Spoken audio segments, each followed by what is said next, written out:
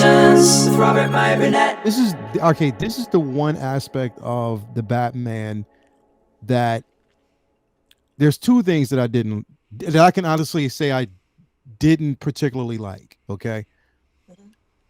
One was the simple fact that, okay, I know what Matt Reeves' attempt was and where he was going with it, and I appreciated it. But I didn't like the choice of how we got to the end and what happened in the end. I didn't like the simple fact that we find out that, again, you have a villain that wants to destroy Gotham.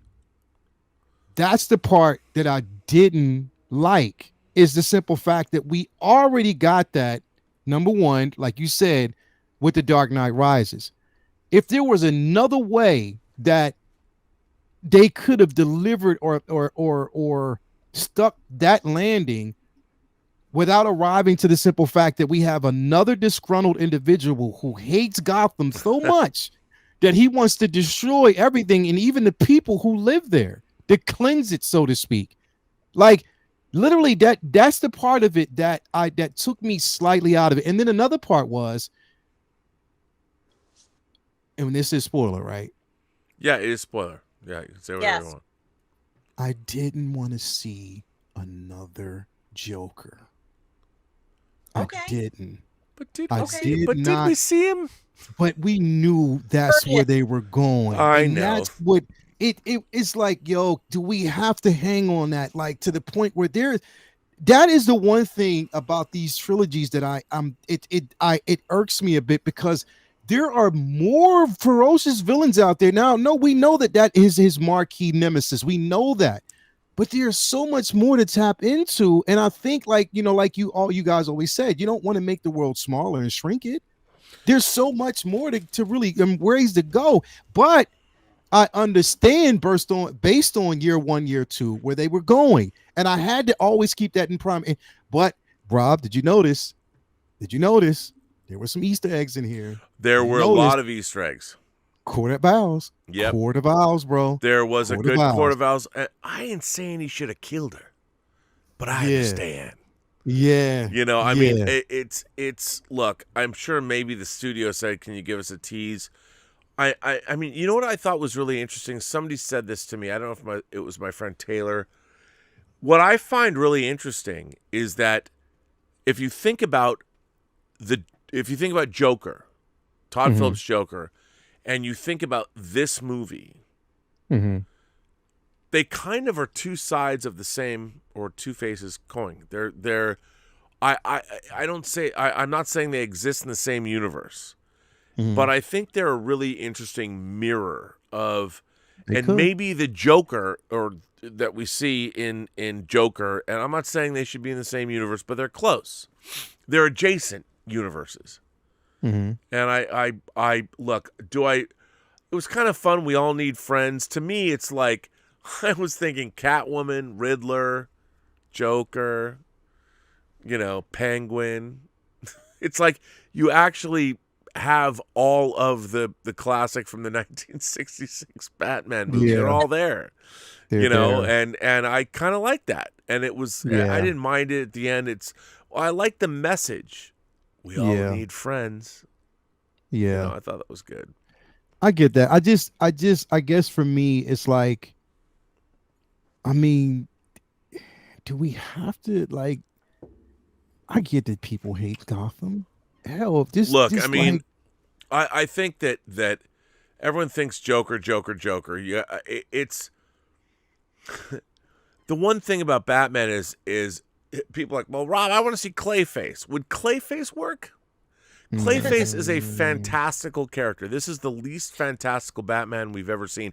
Even when Batman flies, he's wearing a wingsuit, like an actual real thing. That I'm like, that was cool. And it doesn't end well when he uses his wingsuit. That was the one time I'm like, well, he would never survive that. But it's fine. I'll buy it. I'll buy it. But whatever. Or they could have even done something on the lines of not even. We know Joker exists, and you could have had subtle hints without the conversation, just to let us know, okay, well, Joker's still there, just to satisfy You know, I don't know. It just, I don't know. I guess like even like the dialogue where we're talking about there are other villains, other people, like Gotham's going to rear its ugly head. There's so much more that's out there, and we know that. And they just stuck that. Maybe show us like the picture of a card somewhere, and we know, or not even that, or just something else rather than just the initial conversation. That's all I'm saying. Maybe some art, YouTube video of Joker or something like that. Well, I have to ask you, like, Yes. Does Batman always need? I mean, I feel that the vision of Batman as it's been given to us, I really liked seeing like Bane. We saw Bane in Batman and Batman Forever, but not a good depiction. But do we have to see the Joker? I mean, No, we I mean, the have Court to, of Owls. I think if I made a sequel, if I was the studio executive that said, Matt, I think the Court of Owls would fit in perfectly with this movie. And Lael, you were saying the idea that we find out that Thomas Wayne, he's protecting his wife. I love the tie-in between the Arkham and the Wayne family. I was like, well, that's interesting. Yeah. I thought that was really, it was all really great. And Carmine Falcone, first of all, John Turturro was great. But this idea that it reminded me of Heat, where you have Wayne Grow who gets out of jail and he finds these hookers and he's a serial killer. He's strangling them. Like Falcone gets off on killing these strong women, by and he's gonna do to what he did. I mean, that's some really dark shit, and they went into it in this film. And Falcone he's a psychopath. I didn't think I went to him for help. I didn't think he was going to kill anyone. And Andy Serkis, Alfred painfully says, I can't prove he did it. I don't know if he did it or not. And it might have just been a random thug. But the movie strenuously implies that he's a murderous, and he's a psychopathic killer. He kills women. He strangles them to death. Are you suggesting that that man who was supposed to be her father didn't kill the mother? I mean, do we know for certain that he did kill her mother, right? You mean Falcone or Falcone? Yeah. Yes. I think it was strongly, he killed them both. Like when Thomas Wayne said, I'm going to go to the cops, it was as Alfred said, your father was going to go to the cops and came clean. Because once Falcone, I keep saying Falcone killed the reporter who was on Moroni's payroll. I mean, you had multiple criminality going on. Thomas Wayne was a good man that got wrapped up in it, and there were two crime bosses that were rivals, and Moroni could not have Falcone have the new mayor, which would have been Thomas Wayne, in his pocket. So it was insinuated that he killed Thomas Wayne and Bruce's mom, Martha. Yeah. And because Falcone killed the reporter that worked for Marconi. Right. So it was. I just wanted to confirm that the Zoe character's mother, who is, who was with Falcone, that he actually did kill her. I mean, they're not suggesting that there's no suggestion that that's otherwise the case, because that was her motivation for planning I think absolutely he killed her. He likes killing women. Okay. He likes strangling them to death. He absolutely killed her mother, 100%. Okay. And she's known it for a long time. That's terrible. But you can see how she also I think another interesting part of this is that she also has built up rage.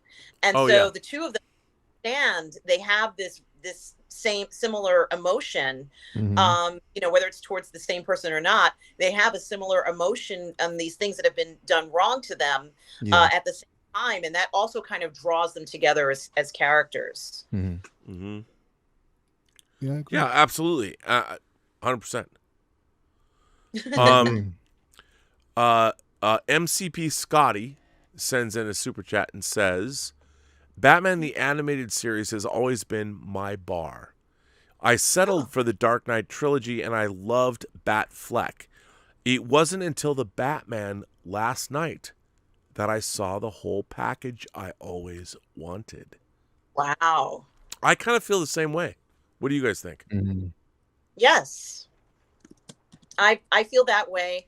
And I feel like I got even more that I was not expecting.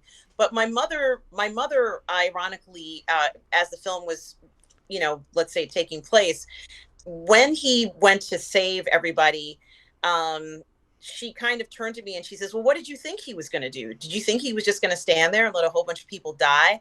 And I had to question myself, I questioned myself, why would I think that he would stand there knowing people were in danger? Like, that doesn't even make any sense. So, I had to kind of reevaluate what I perceive this Batman character to be.